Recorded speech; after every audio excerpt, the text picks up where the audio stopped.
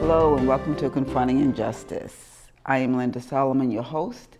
James Watson joins us as we discuss injustices of the criminal legal system. Our guest today is Jay Villar, the program director of the HaleyHouse. So welcome, and it's a pleasure to have you with us. Thank you, Linda. Thank you, James. I'm happy to be here.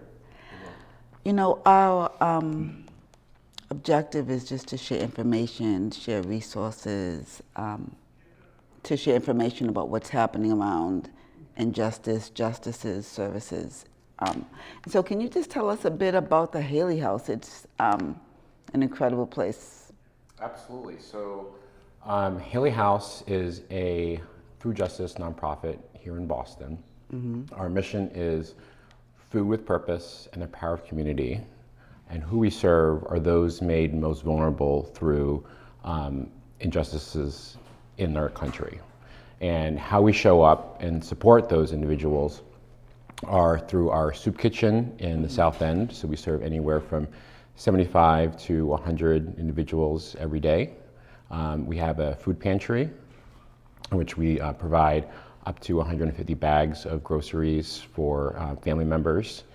We have a clothing room for folks to have access to varying levels of supplies of socks, underwears, clothing for themselves. And we also have availability for affordable housing through our SRO program. And as our organization has grown, we've also started a social justice food justice cafe, also known as the HaleyHouse Bakery Cafe, that's currently on hiatus, but it's going to be reopening back up sometime in 2024. Okay. And through that cafe, we have different organizations and programs like our nutrition and cooking program called Take Back to Kitchen, as well as our reentry program. So our reentry program originally was a reentry program providing culinary arts program that trained folks in the culinary arts to provide opportunities of employment. And our current reentry program is called LIFT, which stands for Life Foundations Training, that allows us to surround folks with community, resources, fellowship on a bi-weekly basis at the HaleyHouse. Okay. That was a lot. That was a lot. So feel free to dig into whatever spoke that came up. So two things. I know James has some things as well. So two things. You said the mission is food. Food with purpose. Food of purpose. Food with purpose. With purpose. And the power of community. Okay, wonderful. Who came up with that? I mean, that just sounds, they say food is, sitting at someone's table, breaking bread together is just connected so much to us being humans and connecting with each other. Absolutely. Who came up with that idea? Great question. So HaleyHouse has been supporting the Boston community for the past 57 years. So back in the 1960s, when the South End did not look like the way that the South End looks like today, there was a woman named Kathy McKenna and her husband John, who simply opened up their home and started to feed people. And that origin, as far as being sort of radical in the service area, came through the inspiration through the Catholic workers movements. So Kathy McKenna and friends and neighbors just saw that there was a need and they wanted to provide services within that need. So literally she just opened up her door. I think it was a blizzard sometime in the 1960s, where she just saw folks who were just forgotten in society. And she wanted to do something with her resources, which was literally just opening up her door. So, as that sort of moment of how we can start just helping people without, all of the sort of money resources around us, just what we have, became this sort of litmus test of how people can show up for this work. So that's sort of started to kind of create its own sort of internal workings of what this organization is going to eventually look like. And how the organization has grown is the community has sort of shared that this is what we're hoping that you can also help us provide. And that's still like in the DNA and the ecosystem of what HaleyHouse does today. It's interesting. I know. I know that you mentioned that you have a number of sites throughout the city. Yeah, so our headquarters, if you will, is still located in the South End, so 23 Dartmouth. And that is where folks could show up for a hot meal and be eaten within sort of dignity. That's where our food pantry is, that's where our clothing drives are, that's where our living community lives, that's where our administrative offices are. So that's kind of like the heartbeat still of HaleyHouse. And then we have our Roxbury location, which is right in New Bean Square, or formerly known as Dudley, where our cafe is located. As I mentioned, our cafe is currently on pause while we build a new one just right across. And that's where we house our nutritional cooking program for young people. That's where we do our reentry program, and that's where those programs reside. And then HaleyHouse also runs an urban farm, also in the Roxbury neighborhood, where we grow for the community at large. We have a free CSA program for food insecure seniors in the neighborhood. So anywhere from like 50 to 60 bags of groceries freshly harvested are delivered by teenagers that grow and learn about urban farming. And there's a tremendous amount of just programming and education just around like food justice and urban farming and growing and healing aspects in that space. And then scattered throughout the South End, HaleyHouse also owns and operates a number of SRO buildings, so single room occupancies. So folks that are looking for housing opportunity, they can work with HaleyHouse to find varying levels of opportunities in affordable housing.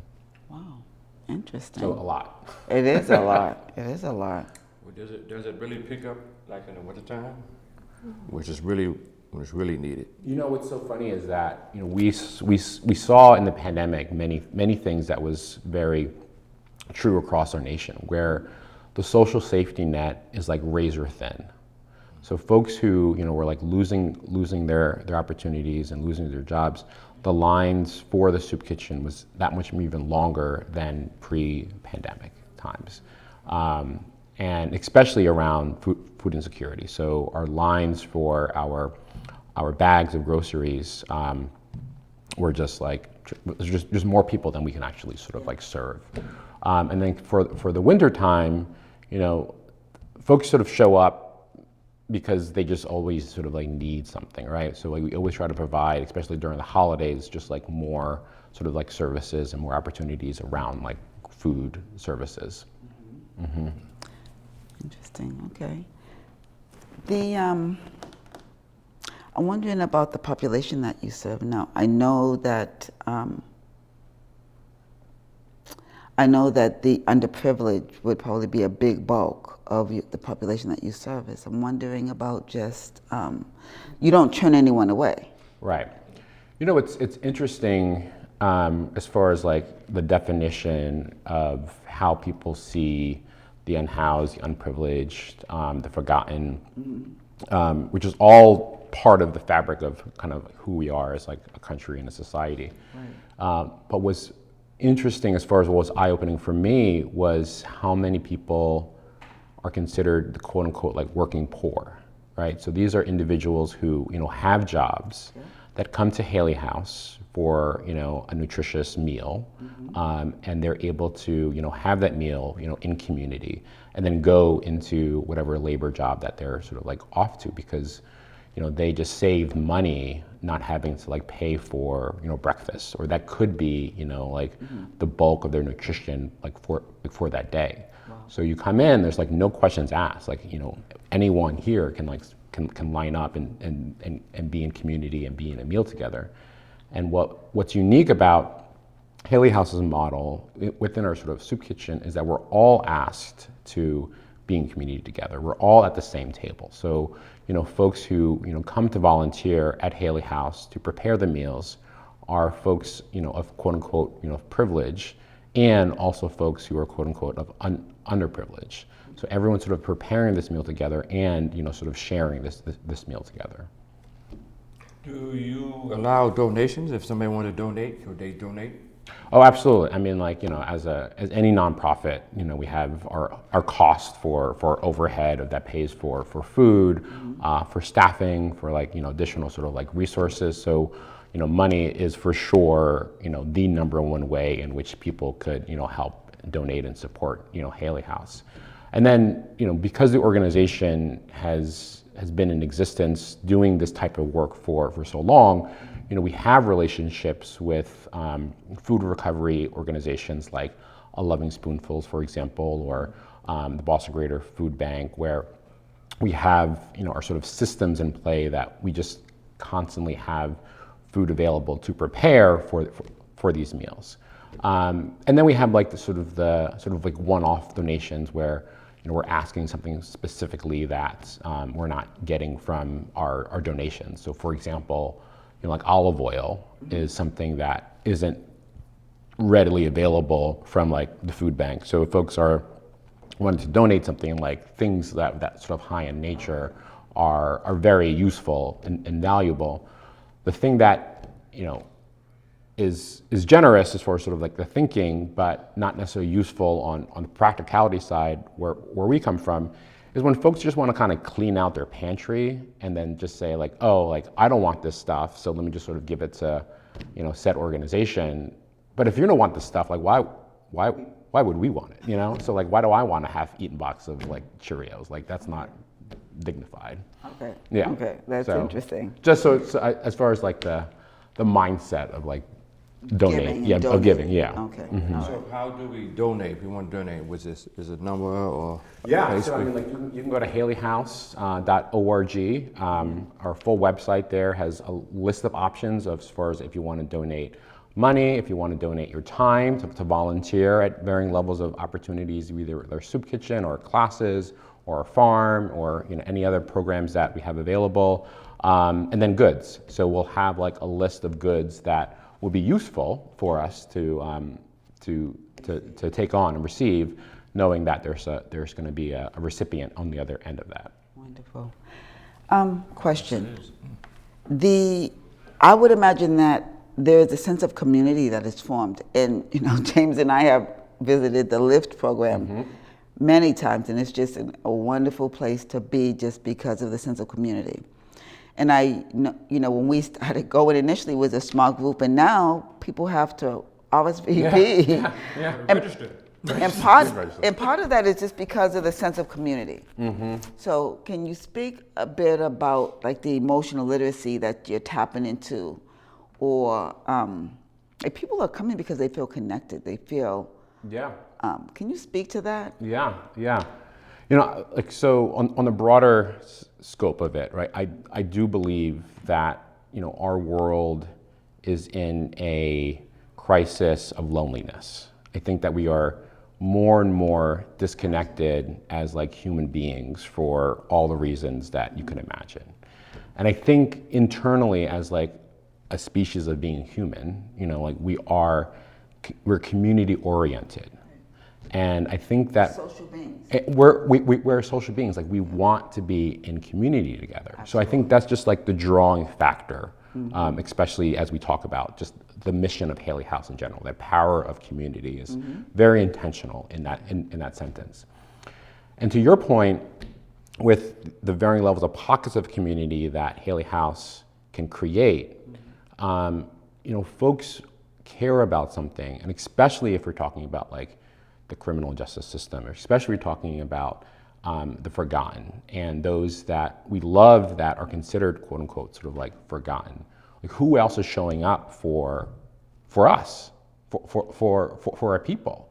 And when spaces like that are created, either at the HaleyHouse or at other places, whether it be places of worship or just groups in of itself or other organizations, I think there's something special and unique about that moment that we're all here specifically for a single purpose. And that single purpose specifically for HaleyHouse is to provide resources, opportunity, and community for folks who are coming home from incarceration. And that special moment that we're all here for the same reasons, like magical things just happen, right? Like I've seen in the room where family members were like reunited and they didn't know that they were actually going to be like in the same room together. You know, where I've seen like folks who haven't seen each other in like 20 years, like serving time together, and now they're in the same room together, and like there's like this, you know, energy and spark that's sort of happening. You know, I've seen like folks who have offered up, you know, their community and their resources because someone else in the room shared that that's what they were looking for, and they're able to like make those like connections. You know, I've seen people get, you know, housing opportunity because they were in the same room with the right people. Right. And, you know, I think what's happening is that, you know, when we're looking for opportunity, looking for resources, like we go to our people, but like where does our people exist in concentration? And I think what's happening with the LIFT program is we're identifying that's where the concentration is sort of happening. So whether you show up to just be in like a warm, friendly, you know, environment, or you show up because you have resources to offer or to give, or you show up because you're asking for something, you know that you're gonna at least gonna get sort of a part of it. Right. It's interesting because I tell people about the LIFT program all the time just because it's a mix of people, Black, white, like Hispanic. It's a mix. And people from different economic backgrounds are there as well. So I think it's just a wonderful, it's like a match, it's just a wonderful thing. So you have this particular opening that I'd like you to share, talk about. And then we actually cook together, put our aprons on and cook together. And then we share a meal together, which I think is incredible. Because all kind of different conversations are going on while we're cooking. I had a conversation with David Mayo, the mayor's appointed person while we're chopping up salad. Can you tell us about the opening, and just, we want people to know that anyone's welcome. So LIFT program, there's typically three kind of categories of folks in the room. There's folks who are coming home from incarceration or returning citizens. There's their advocates, and then there's resource partners.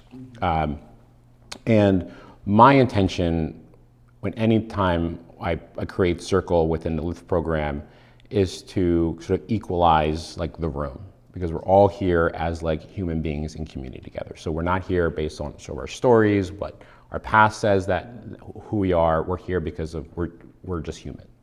So how I sort of do that is anchor folks simply by just sharing like their name, what brings them into the circle today, an icebreaker question. So an icebreaker question could be, you know, what's bringing you, what has most recently brought you joy, to, you know, what are you grateful for, and then you simply share whatever you sort of like share. And then there's on a board what's called like the LIFT culture, and the LIFT culture are, you know, 10 principles of creating a safe space for one another. And those principles can be anywhere from honoring the privacy in somebody's story to showing up to leave the space and others better than you found them, to simply being generous in your listening. So all of these sort of like principles that you choose can sort of enter into the space, and then we all hold those sort of like principles together. And that's what creates this sort of like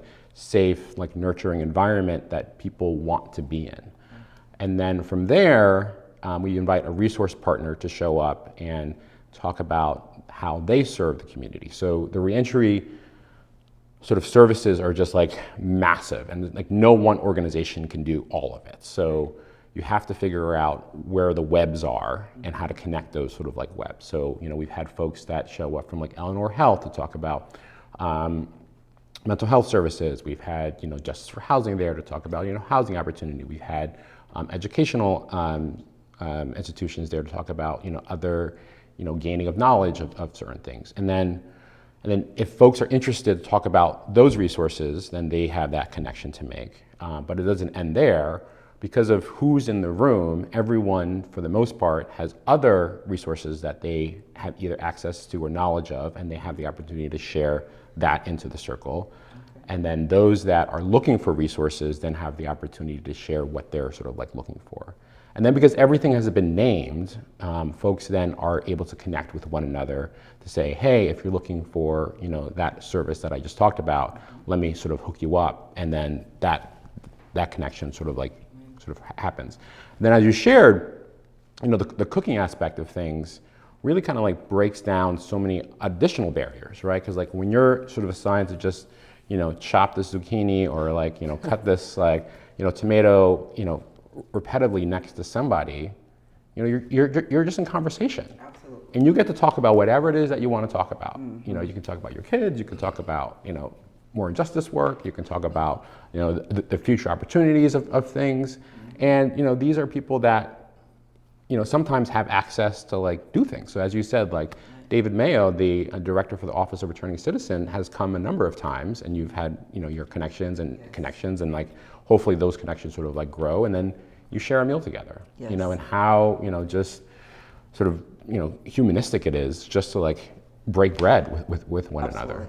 Yeah. And the bread and the food is absolutely the food. Like I leave with recipes. Like the food is really good. Oh yeah. Oh yeah. Yeah. Well, I mean, you know, when we were coming to the model of what Lyft looks like, you know, we had folks in the room together to sort of talk about, you know, where does HaleyHouse fit into the whole ecosystem of the reentry programs.